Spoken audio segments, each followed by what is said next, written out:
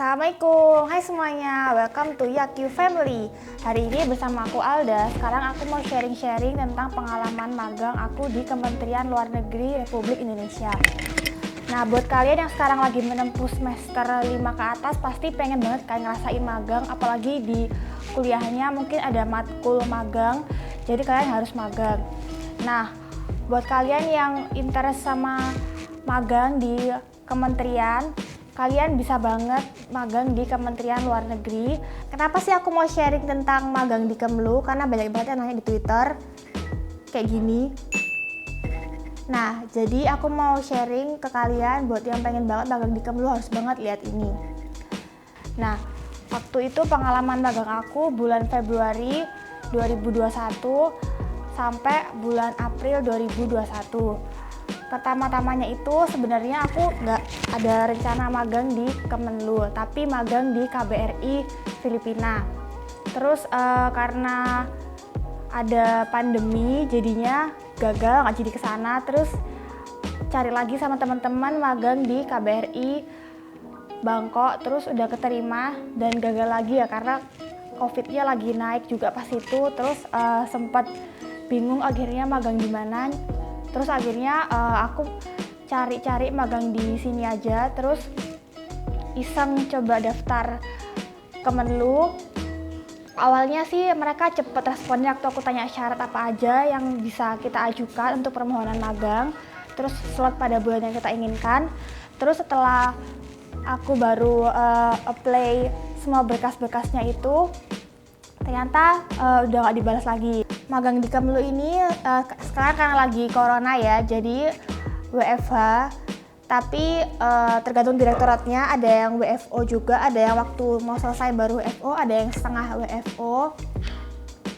Syaratnya apa aja sih Kak? Syaratnya itu CV, transkrip nilai dari semester awal sampai semester sekarang, surat pengantar magang dari kampus, yang isinya itu kalian bisa cantumin bulan kalian pengen magang sama siapa aja sih yang mau kalian ajak magang di situ. Nah, kalau saranku jangan banyak-banyak orang, cukup 2-3 orang aja, karena takutnya kalau misalnya banyak orang, karena di Kemlu itu ada kuotanya per kampus, per universitas itu berapa.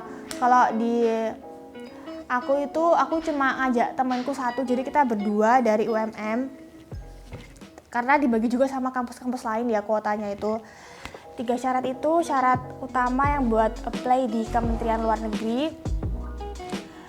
Terus setelah kalian udah upload berkas-berkas syaratnya itu di email ya Kemlu, kalian bisa nunggu beberapa bulan, karena kalau aku lihat di webnya Kemenlu itu katanya kita harus apply 6 bulan sebelum mulai magang. Nah, tapi aku itu apply-nya waktu itu November 2020. Pokoknya pengennya secepatnya magang pas itu. Meskipun nggak tahu kayak gimana WFH atau WFO gitu, pokoknya apply dulu lah, keterima dulu yang penting. Terus ternyata nggak lama banget nggak dibalas. Terus akhirnya sempet nyari magang lain di imigrasi Juanda, tapi ternyata nggak ada kabar juga. Dan ternyata pas nggak ada kabar di imigrasi Juanda itu, ternyata aku dihubungi sama pihak Kemlunya itu kalau ditawarin apa masih mau magang pada bulan Februari itu.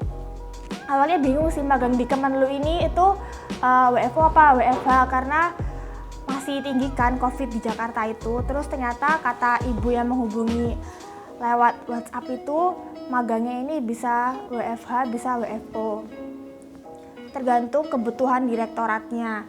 Nah, waktu itu aku meminta untuk magang yang full WFH aja, karena aku di Jawa Timur, jadi kalau ke Jakarta kan susah, terus nggak berani juga kan ambil resiko. Terus akhirnya aku sama temanku 1 orang, kita berdua akhirnya magang WFH di Kementerian Luar Negeri. Nah, pokoknya kalau kalian magang di Kemlu itu setelah apply ya harus selalu ditunggu, di follow up gitu lah ya istilahnya, untuk tahu kabarnya. Mungkin ada email masuk atau WhatsApp kalian dihubungi, karena emang nggak langsung tapi berbulan-bulan. Jadi ya sebisa mungkin emang kalau mau apply itu jauh-jauh bulan, jangan deket-deket kalau kalian emang pengen pada bulan yang magang itu.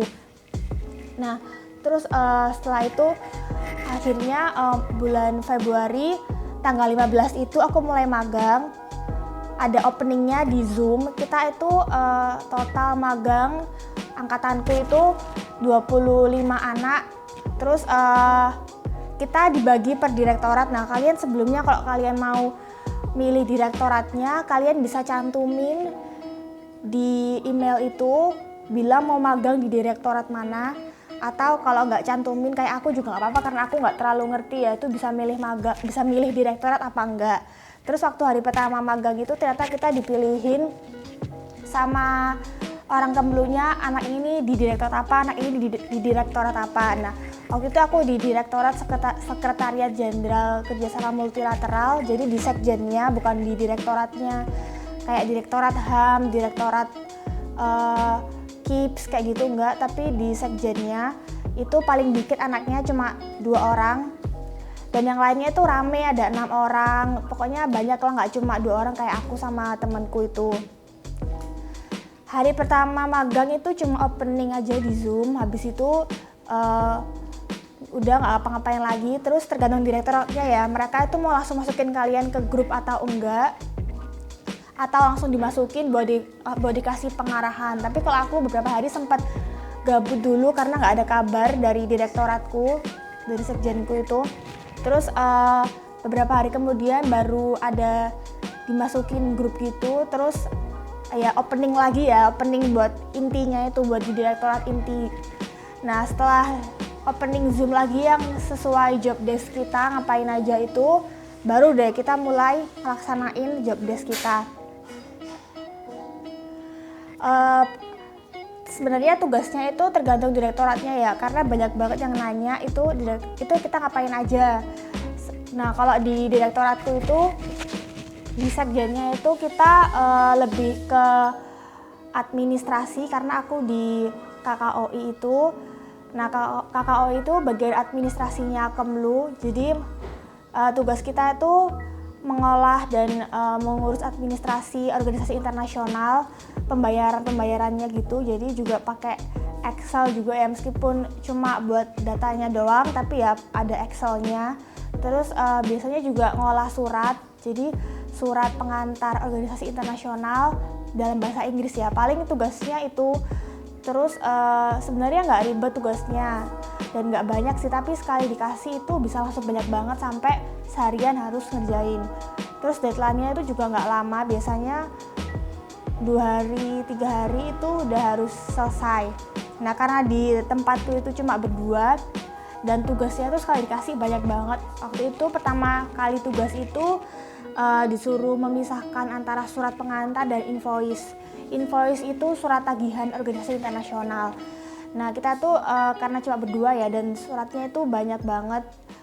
Jadi waktu itu aku 75 surat, terus temanku itu ya 90, lebih banyak dia ya, tergantung karena kita pakai 2 tahun gitu ya. Kita ngolah suratnya tuh dari tahun 2020 dan 2021. Nah, dan meskipun kayak tugasnya tuh kayak cuma simple, cuma misahin surat aja terus sama nyatuin folder gitu, tapi itu lama banget selesainya. Terus kalau di sekjenku itu kita juga main bank order gitulah. Bank order itu kayak kita ngisi data nama bank, rekening banknya negara lain gitu. Jadi kita juga bisa tahu ya, oh negara ini tuh pakai apa gitu banknya. Terus pokoknya kita jadi ya nambah pengetahuan banget tentang organisasi internasional itu apa aja, terus di negara mana aja. Terus kalau di direktorat lain ya, kalau temanku cerita dia itu ada buat resume gitu, tapi kalau di aku nggak ada. Terus yang pasti sih biasanya ada notulensi rapat ya, jadi kan pasti ada rapat kan ya, meskipun online tapi rapat itu kan tetap berjalan. Nah, kita sebagai anak magang itu biasanya disuruh notulen, jadi selama rapat berlangsung itu kita ngerangkum apa aja yang penting, apa aja hasilnya, terus siapa aja yang menghadiri rapat kali ini, terus kesimpulan dari rapat kali ini apa aja, terus nanti kita langsung kumpulin ke kakak mentornya biasanya. Itu juga aku lakuin sama temanku 2 kali kita notulensi rapat. Dan sebenarnya seru sih magangnya itu, meskipun full WFH tapi seru, nggak gabut tapi hektik kalau menurutku ya. karena kita juga beberapa kali pernah Zoom, jadi sebelum dikasih tugas kan pasti bingung ya kalau WFH nggak tetap-tetapan, terus dikasih tugas kan kita pasti kayak kurang paham gitu ya. Nah kalau di sekjenku itu kita pasti dijelasin dulu sama kakak mentornya, kita Zoom dulu bentar, dijelasin sama kakak mentornya ini kita ngapain aja, terus kalau ada yang nggak paham ya tanya aja, terus pokoknya sampai kita benar-benar paham. Nah terus selama magang itu karena di Kemlu itu biasanya kan 2 bulan, tapi juga ada yang 1 bulan. Temanku itu 1 bulan dia direktorat HAM tapi WFO. Kalau direktorat lain kebanyakan WFH gitu. Terus kalau magang di Kemlu itu unpaid dia itu, tapi pengalamannya kan banyak banget ya, banyak banget skill yang bisa kita dapetin yang sebelumnya kita nggak tahu gitu. Terus kalau di direktoratku itu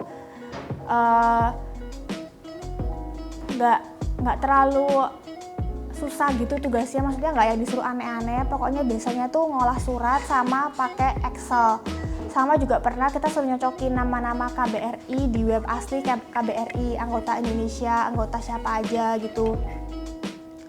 Nah magang di Kemlu ini bukan cuma jurusan HI aja ya, karena memang mungkin mayoritas teman-teman magangku tuh jurusan HI, tapi aku lihat di webnya tuh semua jurusan bisa. Jadi kalian kalau misalnya jurusan sastra Inggris, ilmu komunikasi, kan ada yang tanya nih, Kak bisa nggak sih jurusan ilmu komunikasi, bisa nggak sih sastra Inggris itu magang di Kemenlu? Bisa aja, coba aja dulu daftar ya. Pokoknya tugasnya tuh nggak aneh-aneh gitu kok, pokoknya seru meskipun WFH tapi itu seru banget. Terus biasanya itu kalau magang di sana kan kalau WFO itu kan pasti lebih seru lagi ya, bisa langsung terjun ke lapangan, bisa masuk ke kantornya Kemlu, ketemu direktur-direkturnya Kemlu gitu. Tapi itu karena lagi pandemi jadi kita nggak ada sama sekali WFO.